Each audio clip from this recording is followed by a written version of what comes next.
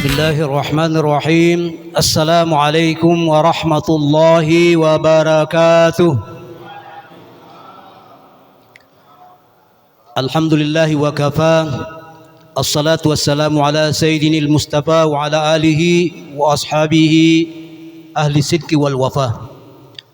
Subhanaka la ilma lana illa ma 'allamtana innaka antal alimul hakim. Rabbi shrah li sadri wa yassir li amri wahlul 'uqdatam min lisani yafqahu qawli. Amma ba'd. Ma'asyiral muslimin wal muslimat rahimakumullah. Jamaah tarawih yang sama-sama dimuliakan dan dirahmati oleh Allah Subhanahu wa taala. Syukur kita panjatkan kehadrat Allah Subhanahu wa taala. Oleh karena alhamdulillah malam ini kita berada di malam ke-12 bulan suci Ramadan. Mudah-mudahan Allah Subhanahu wa taala masih memberikan kesempatan kepada kita semua untuk dapat menyelesaikan ibadah puasa Ramadan ini dengan sempurna insyaallah. Salawat serta salam senantiasa kita kirimkan kepada baginda Rasulullah Muhammad sallallahu alaihi wasallam. Allahumma shalli sallim alaihi wa ala alihi. Nabi yang diutus oleh Allah Subhanahu wa taala sebagai rahmatan lil alamin. Hadirin jamaah tarawih yang dimuliakan dan dirahmati oleh Allah Subhanahu wa taala. Salah satu nama Allah yang juga menjadi sifat bagi Allah Subhanahu wa taala setiap hari kita ucapkan dalam salat, yaitu Ar-Rahman dan Ar-Rahim, yang mempunyai arti yang Maha Pengasih dan Maha Penyayang. Dua kata ini kaum muslimin mempunyai akar kata yang sama, tetapi ada yang berpendapat bahwa keduanya mempunyai perbedaan. Apa perbedaannya kaum muslimin? Ar-Rahman itu berlaku bagi seluruh makhluk Allah Subhanahu wa taala di muka bumi ini tanpa kecuali. Jadi ketika berlaku Ar-Rahmannya Allah itu, maka Allah menyayangi semua, mengasihi semua makhluknya. Apakah dia si pendosa, apakah dia si pemaksiat atau orang yang taat, semua dikasihi oleh Allah Subhanahu wa taala. Jadi mungkin pernah terbenak dalam hati kita mengatakan bahwa seharusnya saya ini yang lebih diperhatikan oleh Allah. Tiap hari saya datang ke masjid, tahajud tidak pernah alpa misalnya. Sementara orang-orang yang mungkin tidak pernah taat kepada Allah Subhanahu wa taala kadang iri melihatnya, kok mereka rezekinya lancar, hidupnya makmur, padahal tidak pernah datang ke masjid. Atau mungkin kita beranggapan dalam hati, seharusnya kalau ada orang yang berbuat maksiat, seharusnya dimatikan saja deh oleh Allah. Tak usah ada orang yang jahat hidup. Itulah berlaku sifat rahmannya Allah. Allah menyayangi, mengasihi semua makhluknya tanpa membeda-bedakan.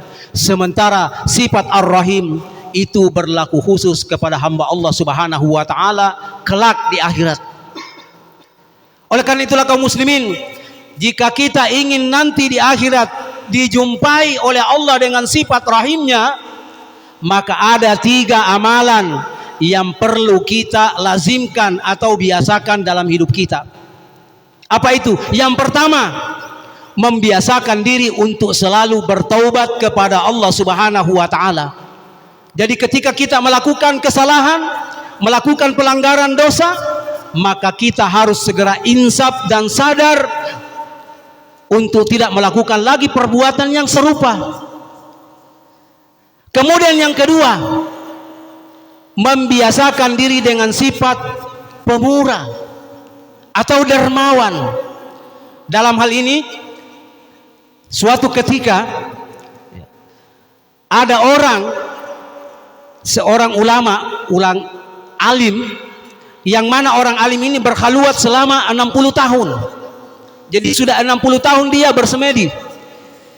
Kemudian setelah selesai 60 tahun dia berkhaluwat, maka akhirnya dia keluar. Istilahnya turun gunung.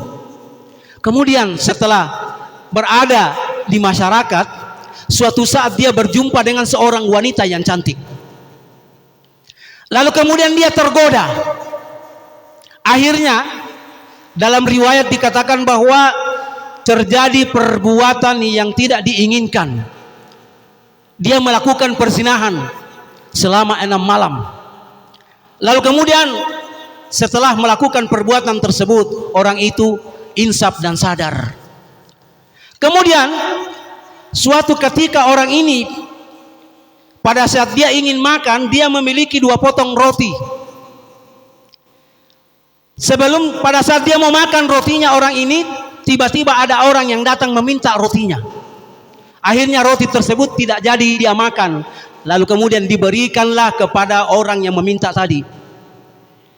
Singkat cerita kaum muslimin, ketika orang ini meninggal dunia, maka dihisaplah amalnya. Ternyata kaum muslimin, amalnya yang selama 60 tahun dia berkhaluat itu hangus dengan perbuatan zinanya. Tetapi kemudian kaum muslimin, ternyata ditimbang lagi amalnya yang 2 potong roti tadi.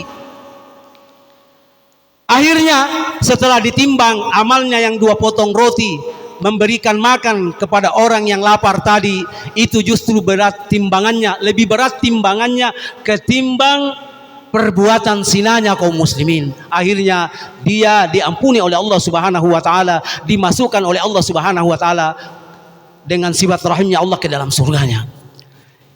Ini artinya apa kaum muslimin? Bahwa betapa luar biasanya kalau kita sering membiasakan diri dengan sifat pemurah, ringan tangan, suka memberi, suka memaafkan.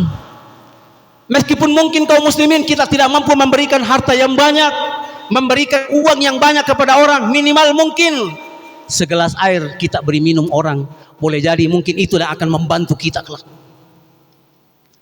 Bahkan kalau kita tidak sanggup memberi makan orang, tidak sanggup memberi minum, ya ada hadis Nabi mengatakan at-tabassumu minas shadaqah. Senyum itu adalah bagian daripada sedekah. Jadi kita ini yang tidak punya uang, tidak punya harta, minimal kita memberikan senyuman kepada orang lain, itu pun termasuk sedekah. Maka orang yang paling pelit di muka bumi ini kaum muslimin adalah orang yang tidak pernah sama sekali mau bersenyum, tidak mau memberikan senyumannya kepada orang. Padahal senyuman itu tidak dibayar. Kemudian yang ketiga kaum muslimin, hubbu man ahabbahullah, cinta kepada orang yang dicintai oleh Allah Subhanahu wa taala. Dalam hal ini, suatu ketika ada seorang laki-laki yang datang kepada baginda Rasulullah Muhammad sallallahu alaihi wasallam. Ya Rasulullah, kaifa tara fi rajulin ahabba qauman wa lam yalhaq bihim? Wahai Rasulullah, bagaimana pendapatmu? Ada seorang laki-laki yang cinta kepada sekelompok kaum yang saleh, tetapi laki-laki ini tidak beramal sesuai dengan amal saleh orang-orang yang dicintainya. Maka apa kata Rasulullah SAW? Al-mar'u ma'aman ahabba. Seseorang itu nanti kelak di akhirat bersama dengan orang-orang yang dia cintai.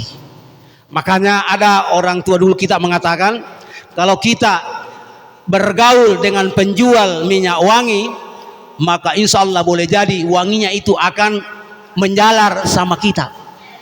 Tetapi kalau kita bergaul dengan orang-orang yang jahat, maka boleh jadi kejahatannya itu akan mengenai kita. Jadi kalau kita tidak sanggup cinta langsung kepada Allah, minimal kita bersahabat, berteman dengan orang-orang yang cinta kepada Allah Subhanahu wa taala, berteman dengan orang-orang yang saleh. Mudah-mudahan kesalehannya menyebar kepada kita kaum muslimin. Mudah-mudahan 3 ini dapat memberikan manfaat dalam kehidupan kita. Akhirul kalam, wallahul muwaffiq ila aqwamit thariq. Assalamualaikum warahmatullahi wabarakatuh.